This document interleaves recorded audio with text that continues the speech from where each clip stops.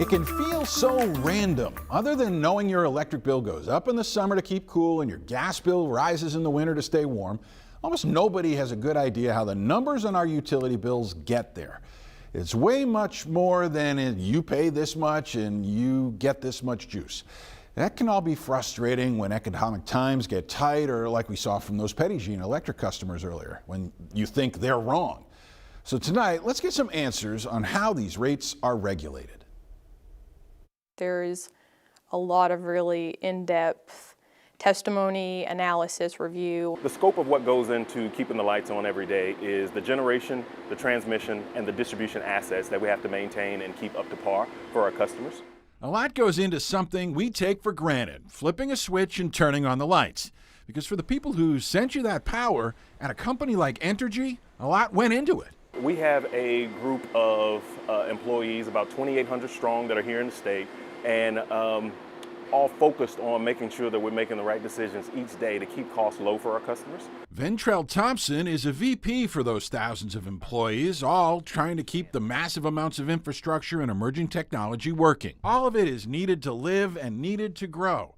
So what keeps these utility companies from making us pay desperate amounts? Our role as the regulator is that we are essentially here to synthesize market-like conditions.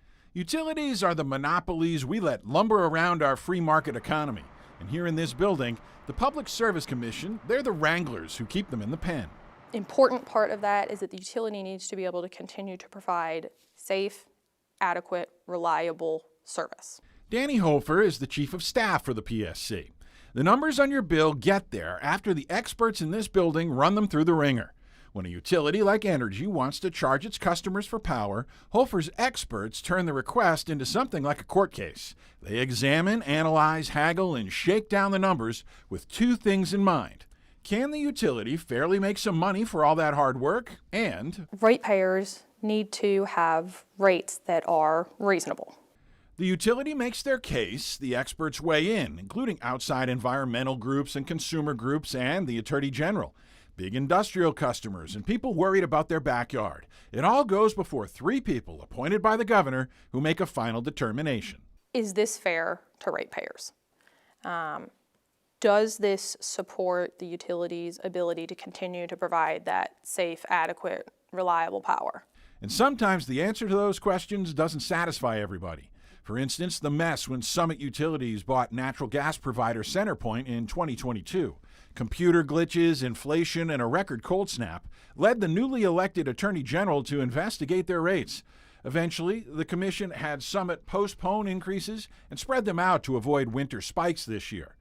Entergy also recently wrapped up a new rate docket, but a new wrinkle is about to be added to the process. Power companies expect demand to grow, and they say they need to get paid for meeting that demand sooner. Power is one of the main reasons that customers are looking to come into the state. It's affordable, it's reliable. And so one of the things we have to do is to make sure that we can continue to offer that. Lawmakers, led by State Senator Jonathan Dismang, obliged by passing the Generating Jobs Act this past session. It's supposed to let companies increase rates to pay for those big new investments before and while they get built. There's just a fundamental truth, and that is we have to have new power in Arkansas. We have coal plants that are at end of life, and we also have growth in this state, whether it be residential or on the industrial side, that requires a new level of energy creation here in the state. Critics worry that the new pay up front, or at least pay before it's done system, short circuits the PSC. Hofer can't comment on that because the commission has to stay neutral and rules still have to be written. Entergy is confident it'll save money later, especially when it comes to financing costs. You spend those dollars on the front end, those dollars get capitalized, and they're recovered for the life of that unit.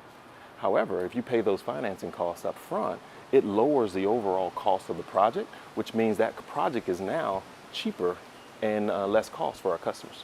Neighboring states use this method with their big utilities. No one keeps track of whether those ratepayers register more complaints when they get their bills. Regardless, the PSC has an entire department ready to field those calls. And I think that's the biggest thing that we get, is that we get just people with questions who need someone to explain it to them. And so that's what we're hoping to do. We put the links to the PSC customer questions section in the digital version of this story. You can also call the Attorney General's office if you've got complaints.